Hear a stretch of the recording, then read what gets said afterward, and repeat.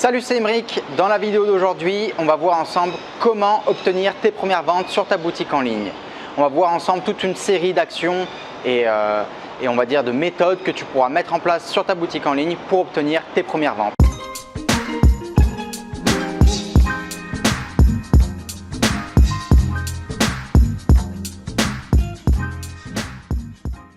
Donc pour ceux qui ne me connaissent pas, je m'appelle Émeric, j'habite sur Hong Kong depuis bientôt 6 ans. Je suis spécialisé en e-commerce et web marketing et j'exerce ce métier donc depuis bientôt 10 ans. On va voir donc dans un premier temps les moyens gratuits ou peu coûteux qui vont être efficaces pour obtenir des ventes sur le moyen et sur le long terme.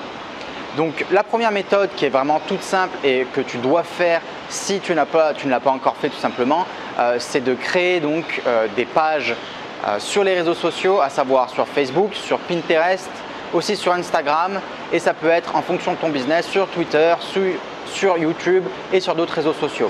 Donc pourquoi c'est important? Parce que ça va donner à ta boutique une preuve sociale. Ça va montrer que voilà, il y a des gens derrière ta boutique qui font vivre la boutique, qui font la promotion des produits, qui font aussi entre guillemets la promotion d'une communauté en lien avec le business ou la niche dans lequel ta boutique en ligne se situe. Donc tout ça en fait va permettre aussi à ta boutique d'avoir une certaine crédibilité et de rassurer le client pour lui montrer que voilà, tous les jours il y a des gens qui postent sur Facebook, etc., qui répondent aux messages, que ce n'est pas derrière creux. Que c'est une boutique en ligne vraiment vivante entre guillemets et que voilà, derrière il y a des gens qui mettent des choses en place et qui communiquent sur les produits mais aussi sur l'industrie, sur les différentes catégories, etc., etc. Donc ça peut paraître bête comme ça, mais d'avoir donc justement différents comptes sur les réseaux sociaux va permettre de donner une certaine crédibilité à votre boutique et vous permettre justement de rassurer le client. Le deuxième moyen, donc c'est ce qu'on appelle en anglais PR, Public Relations, ou tout simplement faire des partenariats. Donc vous allez pouvoir contacter par exemple des partenaires ou des acteurs de votre industrie ou de votre marché pour mettre en place des partenariats. Ça peut être vis-à-vis d'ententes promotionnelles, par exemple vous donnez des codes promotionnels spécifiques dédiés donc à l'audience de tel ou tel site ou tel blog. Ça peut être aussi donc des guest blogging, donc écrire des articles sur les blogs d'autres blogueurs, etc., etc. Donc en fait, vous allez pouvoir mettre en place plein de partenariats avec les acteurs donc, de votre marché ou de votre industrie. Bien sûr, ce ne sera pas les concurrents, mais ça sera donc des personnes enclins à vous emmener du business et à toucher votre audience. Donc ça peut être aussi tout ce qui est influenceur dans votre industrie, dans vos industries. Ça peut être des blogs, ça peut être des magazines, ça peut être d'autres boutiques en ligne qui ne vendent pas directement vos produits, mais des choses en lien avec vos produits, etc., etc. Donc tous ces partenariats que vous mettrez en place, ça va vous permettre de vous donner une visibilité qui n'est pas négligeable et qui est bien sûr gratuite. Donc c'est un petit peu long à mettre en place parce que vous allez devoir contacter pas mal de gens et que parfois c'est un peu frustrant parce que les gens ne vous répondent pas forcément, etc. Mais il ne faut pas lâcher, il faut insister et vous verrez qu'au final ça paye et ça va vous permettre aussi d'obtenir un meilleur référencement donc sur Google, donc en termes de SEO, et aussi toujours comme donc le point numéro 1, une meilleure crédibilité, une meilleure image sur votre marché, sur votre industrie. La solution numéro 3, qui est quelque chose dont on parle énormément ces derniers temps, c'est de faire donc du marketing de contenu. Le marketing de contenu, c'est quoi? Ça va être donc de créer du contenu tout simplement, qui est adapté à votre audience et bien sûr en relation avec votre niche ou avec vos produits. Donc ça peut être par exemple créer des articles, rédiger des articles sur votre blog ou faire du guest blogging comme on en parlait avant.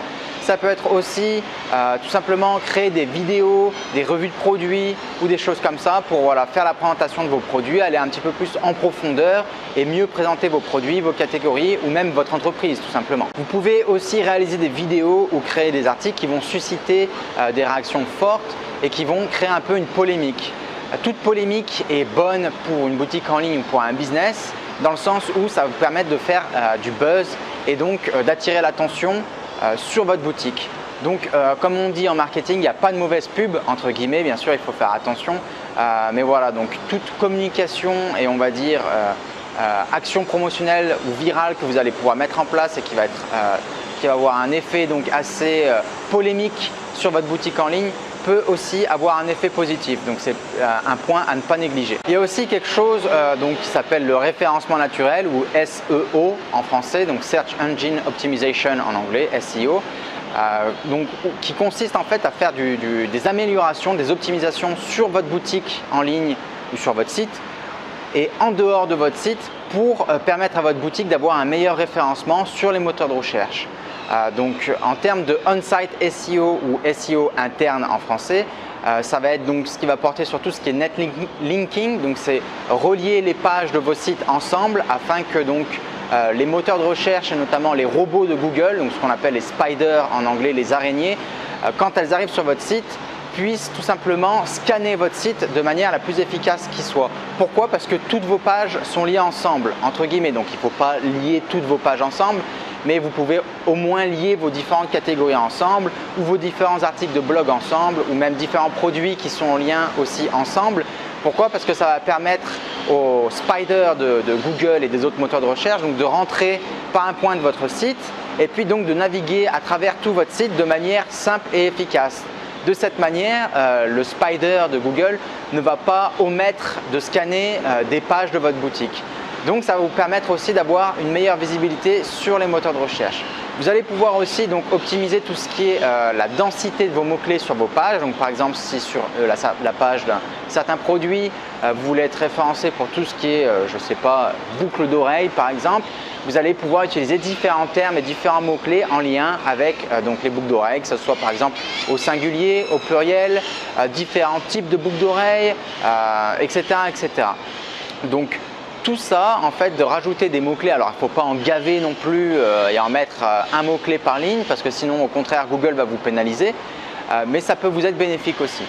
Il y a aussi donc tout ce qui est métadescription qui est en fait donc, entre guillemets, ça va être les expressions et la description que vous allez utiliser, donc les titres et la description que vous allez utiliser pour nommer telle ou telle page.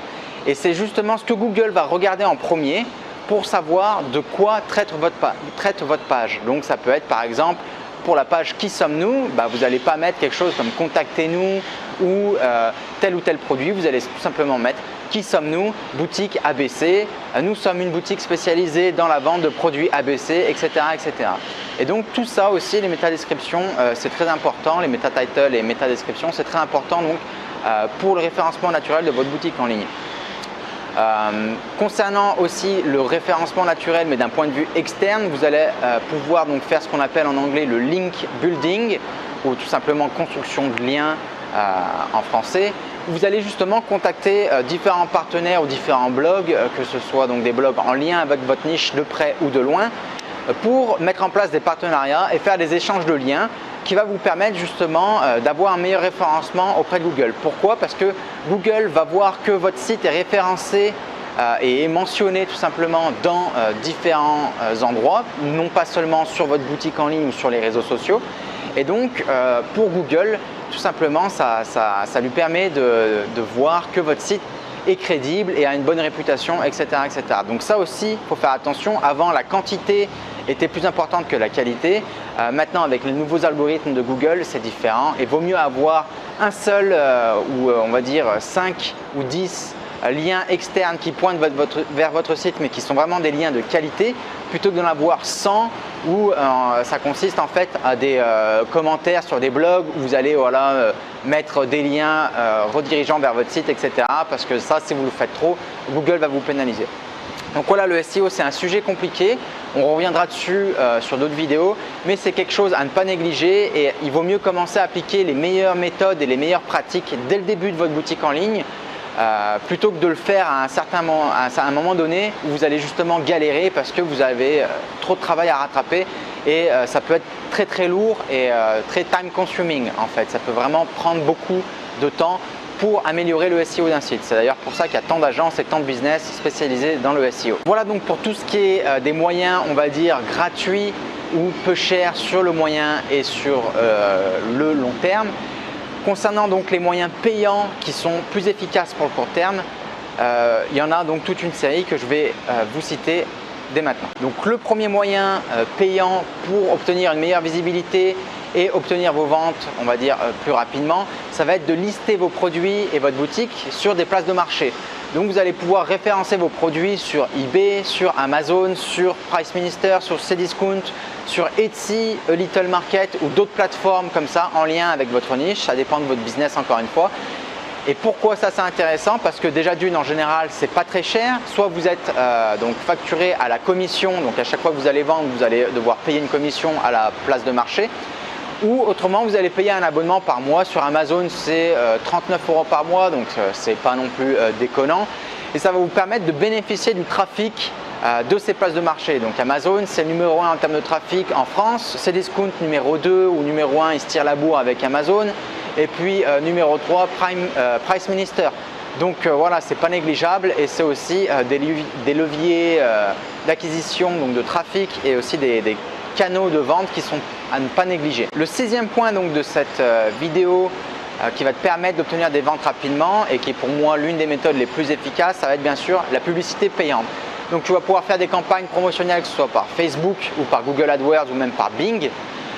Tu vas pouvoir aussi par exemple acheter des bannières ou des encarts publicitaires sur des sites en lien avec ta niche ou avec ton business. Tu vas pouvoir aussi payer d'autres partenaires ou des sites externes pour faire de la promotion sur leur newsletter ou d'autres moyens comme ça. Tu vas pouvoir aussi peut-être parfois payer des comptes Instagram, donc ce qu'on appelle des Instagram Shootouts, qui va te permettre donc justement de bénéficier d'une pub, d'un post en fait sur le compte d'Instagram en lien avec ta niche. Donc il peut y avoir des comptes Instagram où il y a plusieurs millions de followers, plusieurs millions de suiveurs.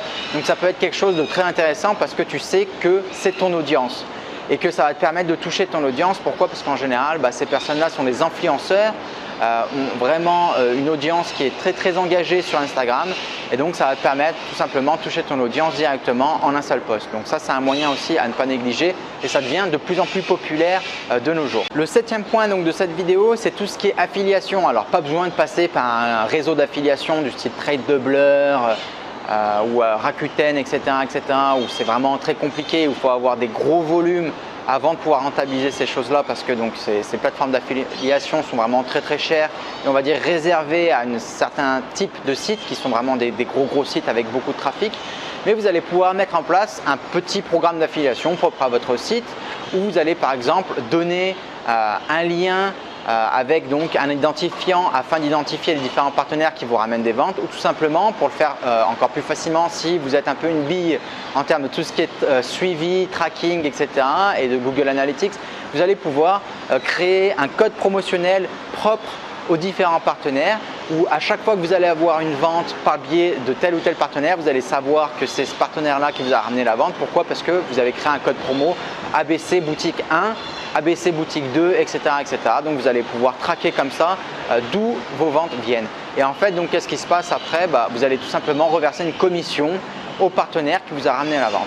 Et là où c'est intéressant, c'est que vous allez pouvoir faire ça dans un sens, donc donner des codes promo à des partenaires qui vont pouvoir vous ramener du trafic et des ventes, mais vous allez pouvoir aussi faire la même chose pour votre boutique en ligne.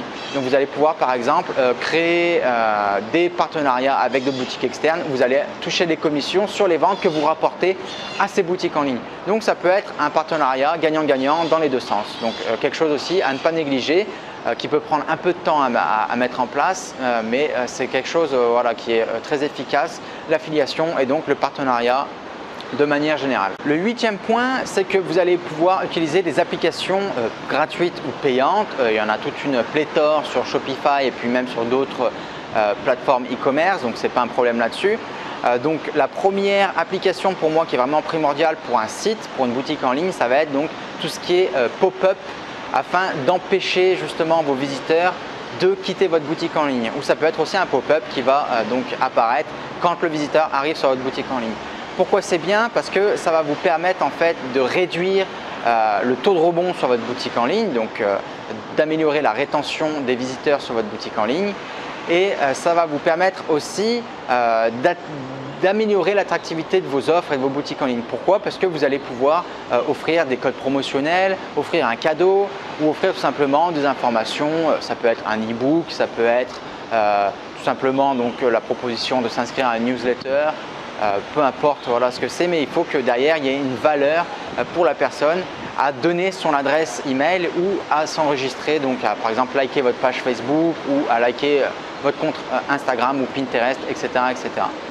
Donc ça, le pop-up, il y a plusieurs acteurs, donc on va dire majeurs sur le marché. Le premier, donc Beekeating avec Marketing Coupon Code, qui est vraiment une solution très simple d'utilisation et très efficace. Et puis, il y en a un deuxième qui est vraiment très connu qui s'appelle Privy, qui est un peu plus onéreux, mais qui est aussi très efficace et super en termes de design. Vous avez aussi des applications qui vont vous permettre de lutter contre tout ce qui est l'abandon de panier, notamment une application qui s'appelle Abandonment Protector Plus, où il y a aussi MailChimp qui peut vous permettre de faire ça. Il y a aussi Conversio. Enfin voilà, pareil, il y a toute une pléthore d'applications qui va vous permettre donc d'envoyer automatiquement un email aux personnes qui abandonnent le panier. Et ça, c'est vraiment très efficace pour justement obtenir votre première vente. Et puis après, il y a tous les outils que j'appelle un peu les outils spammy. Pourquoi? Parce que ça fait un petit peu plus spam et un peu plus intrusif. Donc c'est par exemple tout ce qui est scarcity en anglais, donc ce qu'on appelle, c'est pour inciter à l'urgence. Donc ça va être par exemple ces petits timers que vous allez voir sur telle ou telle page produit. Voilà, avec un décompte, un compte à rebours qui marque voilà, cette offre se termine au bout de 24 heures ou quelque chose comme ça, puis avec le décompte. Et puis il y a aussi donc tout ce qui est sales pop qu'on appelle en anglais, qui sont donc ces petits encarts qui vont apparaître en bas à gauche ou en bas à droite de l'écran, qui vont indiquer donc quelqu'un à Marseille vient d'acheter tel produit, ou quelqu'un dans telle ville vient d'acheter tel et tel produit. Donc voilà, ça c'est des outils à utiliser avec précaution. Pourquoi? Parce que ça peut marcher comme ça ne peut pas marcher en fonction de vos industries. Donc il faut faire attention et il faut tester, il ne faut pas voilà, s'y fier à 100%. Faites des tests, regardez si ça fonctionne ou pas pour votre boutique. Moi je sais que pour certaines boutiques ça a amélioré mon taux de conversion, pour d'autres ça l'a au contraire on va dire détérioré. Donc voilà, faites attention et faites des tests, mais c'est des applications qui sont très populaires sur Shopify et sur le e-commerce ces derniers temps, donc vous pouvez les tester. Voilà donc pour tout ce qui est des applications, il y en a encore toute une pléthore, mais c'est vraiment les applications principales on va dire pour une boutique en ligne. Et puis après, c'est à vous de voir un petit peu ce que vous pouvez rajouter. Il ne faut pas non plus qu'il y ait trop d'applications. Déjà d'une, ça peut ralentir votre site. Donc voilà, après le temps de chargement sur votre site va être vraiment très lent. Donc c'est pas très agréable pour les visiteurs et ça c'est quelque chose qui va faire fuir votre visiteur parce que quand le site est trop long à charger, concrètement, c'est pas plaisant. Et puis il faut faire attention aussi qu'il n'y ait pas voilà, trop de pop-up qui apparaissent de partout, etc. Parce que ça peut vite devenir une usine à gaz et ça peut être un peu voilà, étouffant pour le visiteur. Voilà donc pour tout ce qui est des moyens, on va dire, payants pour obtenir vos premières ventes. Et puis il y a d'autres solutions qui sont un petit peu des astuces de commerçants et de commerciaux, on va dire, qui sont tout simplement, en fait, il faut garder en tête de simplifier la vie de vos visiteurs et puis de vos clients potentiels. Donc par exemple, tous les paniers abandonnés qu'il y a sur votre boutique en ligne, au début quand vous n'en avez pas trop, moi c'est ce que je fais avec mes boutiques au début quand je les lance ou que je les démarre, et puis c'est comme ça que j'ai obtenu ma première vente sur mes différentes boutiques en ligne. Quand je vois des paniers abandonnés, qu'est-ce que je faisais? J'envoie des emails automatiquement aux personnes, des emails très personnalisés en disant voilà, bonjour Jean-Pierre, j'ai vu que vous aviez ajouté ce produit à telle date, à telle heure. Qu'est-ce qui s'est passé? Pourquoi vous n'avez pas donc finalisé votre commande? Est-ce que vous avez des questions concernant le produit, concernant notre boutique en ligne, concernant le paiement? Voilà, qu'est-ce qui se passe? Donc ça, c'est quelque chose que vous pouvez faire par email, ou vous pouvez même pousser la chose un peu plus loin et carrément décrocher votre téléphone et appeler vos clients en disant voilà, bonjour, je m'appelle Émeric de la boutique ABC. Je vous appelle concernant donc le panier que vous avez abandonné concernant le produit ABC. Alors là, je voulais savoir ce qui s'était passé, est-ce que je peux vous renseigner, vous aider à passer commande, etc. etc. Et ça, c'est des moyens vraiment très efficaces pour convertir. Quand vous avez quelqu'un à l'autre bout du fil ou à l'autre bout de la ligne, voilà, qui vous envoie un mail et puis qui vous donne vraiment une attention particulière, pour le client, c'est rassurant. Donc c'est quelque chose vraiment d'important à faire. Je vois encore trop de marketeurs et trop d'entrepreneurs qui ne le font pas et qui me disent j'arrive pas à convertir mes clients, j'ai des paniers abandonnés mais je ne comprends pas. Et quand je leur demande est-ce que derrière tu leur fais des mails, est-ce que tu les appelles ces clients pour savoir ce qui s'est passé, quels sont les problèmes que tu vas pouvoir peut-être améliorer sur ton site. Voilà, donc je disais peut-être qu'il y a des clients qui vont vous dire ça j'ai pas compris comment ça fonctionne, ou ça me fait un peu peur, c'est pas rassurant, etc., etc. Donc ça va vous permettre aussi d'améliorer votre boutique en ligne en se basant sur le feedback, sur le retour de vos clients potentiels. Donc c'est quand même un outil qui est, on va dire, une méthode qui est vraiment merveilleuse pour améliorer un petit peu votre manière de communiquer et puis votre manière de structurer votre boutique en ligne. Créez des offres attractives aussi. Faites des choses voilà, innovantes, soyez créatifs, donnez des codes de réduction, faites des petits cadeaux, voilà, allez toujours, on va dire, plus loin que ce que le client s'attend d'obtenir. Donc voilà, si les clients achètent tel produit, et ben faites ensuite le suivi de livraison vraiment personnalisé avec lui, vous l'informez voilà, étape par étape de ce qui se passe, où on laisse son colis, etc. Enfin voilà, faites vraiment les choses minutieusement, faites-le à fond et puis faites-le avec passion, quoi. Ça, les gens le ressentent. Et puis, c'est quelque chose qui va pouvoir aussi vous permettre tout simplement de donner une bonne réputation, une bonne image à votre site.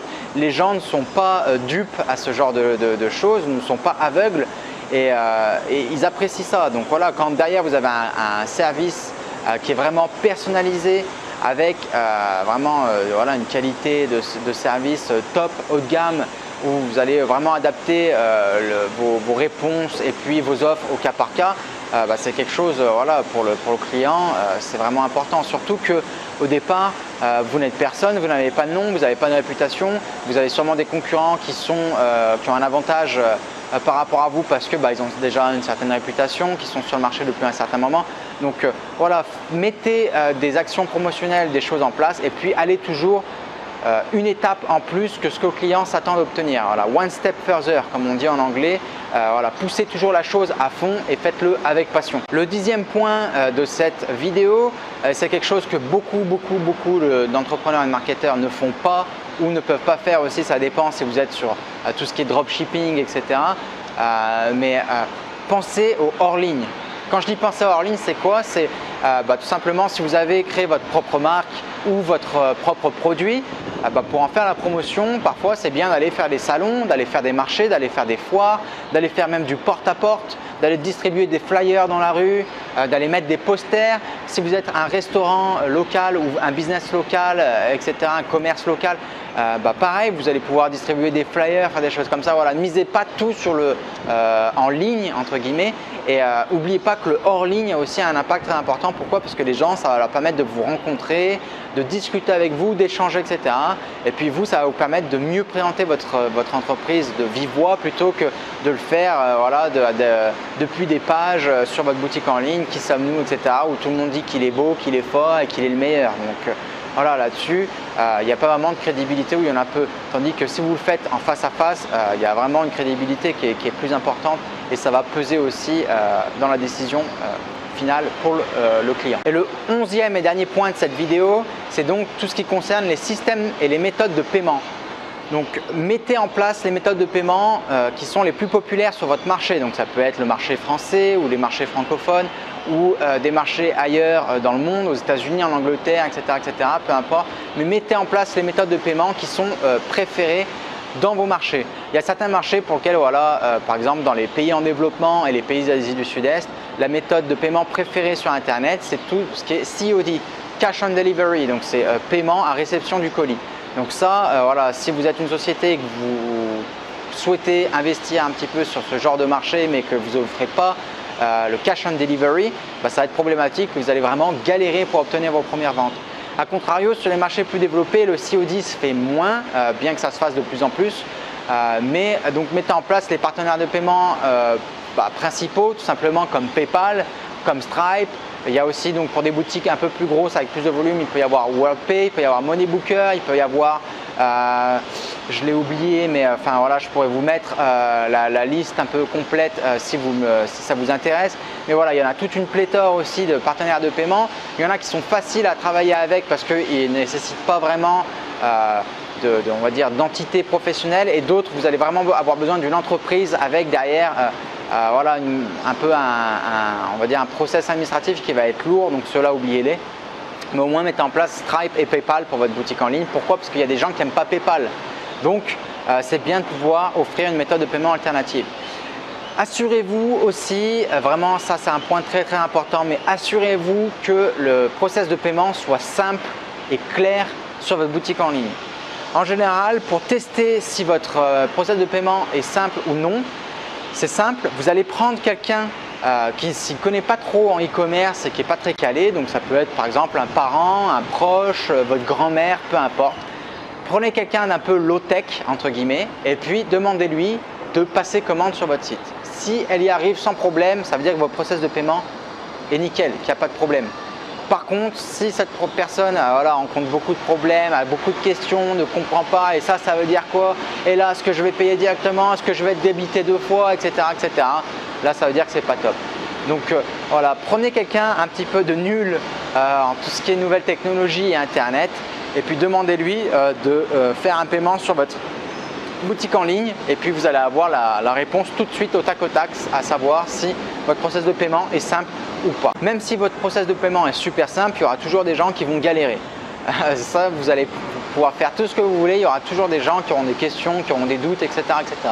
Donc c'est toujours bien aussi de mettre en place un petit FAQ, donc foire aux questions concernant les paiements. Vous allez décrire étape par étape comment payer par PayPal, comment payer par Stripe, comment payer avec telle carte bancaire, pourquoi j'ai telle question, pourquoi mon paiement a été refusé. Voilà, mettez un petit peu en place tous les différents scénarios possibles quand il vient donc tout ce qui concerne donc les paiements, les problèmes de paiement que les clients peuvent rencontrer sur votre boutique. Et puis répondez-y sur un FAQ, ça va être vraiment bénéfique et ça va vous permettre aussi entre guillemets d'alléger la charge en tout ce qui est service client, etc. Parce que vous allez voir moins de demandes forcément parce que l'information est à disposition des gens. Et ça aussi, d'avoir des informations comme ça, on va dire assez complètes concernant donc les paiements, les livraisons et puis d'autres choses sur votre boutique en ligne, ça va vous permettre aussi de donner une certaine crédibilité à votre boutique en ligne et donc de rassurer le client. Et puis vraiment dans le pire du pire des cas, si les clients n'arrivent pas à payer, vous avez la possibilité de créer des factures en ligne par le biais de PayPal par exemple.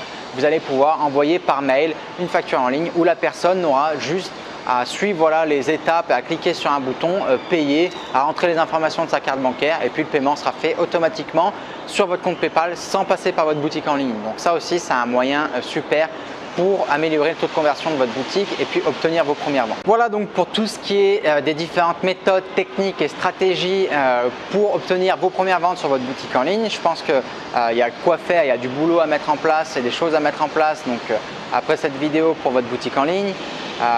Soyez créatif aussi en fonction de votre business et puis de vos niches, etc. Ce qui marche pour l'un ne marchera pas forcément pour l'autre. Certaines personnes aussi, certaines audiences seront plus enclins à accepter certaines choses ou à aimer certaines choses que d'autres. Donc ça c'est aussi je veux dire de partout pareil. Chaque personne, chaque audience est différente donc il faut adapter votre stratégie, votre business et votre manière de communiquer en fonction de votre audience. Et puis soyez créatif. Par exemple avec vos colis, envoyez une petite carte de remerciement. Vous allez pouvoir aussi peut-être mettre un petit cadeau ou faire des choses, un code promotionnel ou des choses comme ça pour faire revenir les gens sur votre boutique et puis que les gens se rappellent de leur expérience d'achat sur votre boutique en ligne. Il faut que vraiment les gens se disent « Waouh, cette boutique en ligne, ces gens-là, ils font vraiment les choses de manière professionnelle ».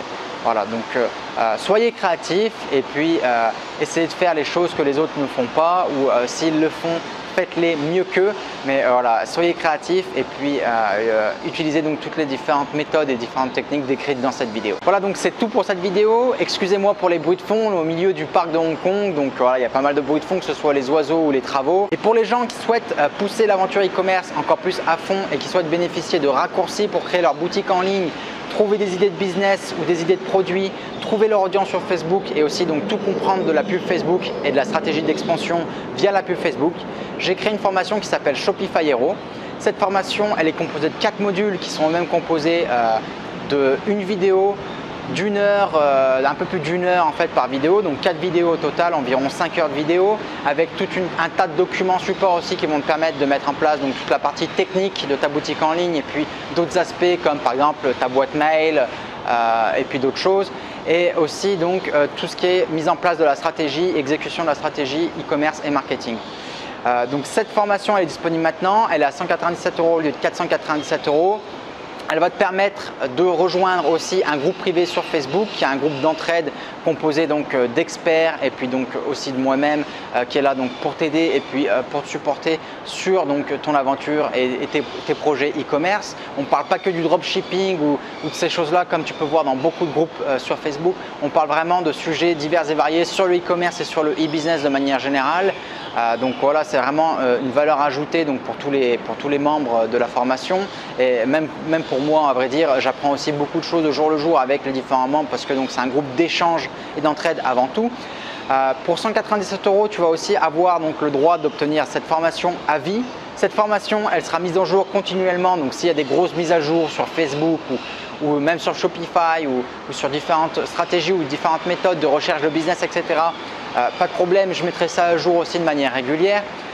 Il y a aussi donc des offres privées et on va dire VIP réservées aux membres de la formation. Donc par exemple, si des gens ont besoin de coaching ou ont besoin de services de consulting, etc., il y a aussi donc des tarifs qui sont privilégiés pour les membres de la formation. Et puis il y a tout un tas de surprises aussi que je réserve aux membres de la formation et ces surprises, elles vont bientôt tomber. J'ai aussi créé un e-book si tu souhaites seulement créer une boutique de A à Z, une boutique e-commerce qui soit pro avec les applications qui vont bien, etc. J'ai aussi créé un e-book qui va te permettre de faire ça. Les modules de la formation sont aussi disponibles à la carte. Donc si par exemple tu es intéressé que par la pub Facebook mais pas par la création de site, tu n'es pas obligé de prendre la formation complète à 197 €. Tu peux juste acheter un module à la carte. Pareil, tu as les mêmes avantages. Tu vas avoir droit donc, de rejoindre le groupe privé sur Facebook. Tu vas aussi avoir droit aux tarifs promotionnels donc concernant tout ce qui est consulting et puis coaching. Et puis tu vas avoir droit aussi aux mêmes bonus et aux mêmes avantages que les membres de la formation. Donc voilà, j'ai fait de manière à ce que l'offre soit flexible et puis puisse correspondre au plus grand nombre de personnes parce que mon but c'est de démocratiser le e-commerce et de le rendre accessible à tous. Moi je ne vis pas de la formation, je vis du e-commerce et du consulting. J'ai des clients professionnels ici sur Hong Kong et puis en Europe. Donc voilà, je fais ça pour le fun. Je veux créer un business club, je veux créer un espèce de think tank avec des gens qui ont la même mentalité que moi et puis des gens qui ont aussi une mentalité différente mais qu'on puisse se compléter et travailler ensemble de manière intelligente et apprendre les uns des autres. Voilà le but de cmric.com, de cette aventure et pourquoi j'en suis là où j'en suis aujourd'hui et que je suis là à vous faire une vidéo au milieu du parc de Hong Kong. Voilà, donc c'est tout pour cette vidéo. Je te remercie de l'avoir suivi jusqu'à la fin. Si tu as aimé cette vidéo, n'hésite pas à me donner un petit pouce bleu. Je t'ai mis tous les liens qui vont bien dans la description. Si tu as une question, n'hésite pas à les poser dans les commentaires. Et puis si tu t'es pas abonné à ma chaîne, je t'invite à t'abonner. Comme ça, tu seras toujours au courant des dernières nouveautés sur Shopify, sur la pub Facebook, sur le e-business, sur l'Asie, sur Hong Kong, etc. Voilà, je te remercie et je te dis à très bientôt. Ciao, ciao et sois fort.